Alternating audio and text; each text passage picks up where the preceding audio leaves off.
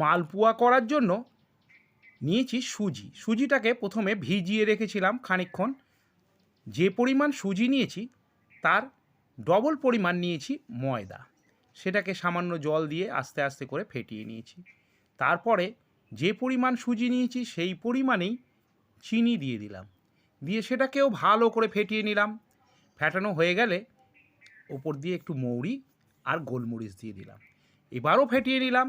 যত ফেটানো যাবে ততই ভালো। তেল গরম করে একটা একটা করে ছাড়ো, দেখবে প্রত্যেকটা ফুলে ফুলে উঠবে, লুচির মতন হবে। একটু লাল লাল করে ভেজে তুলে নাও।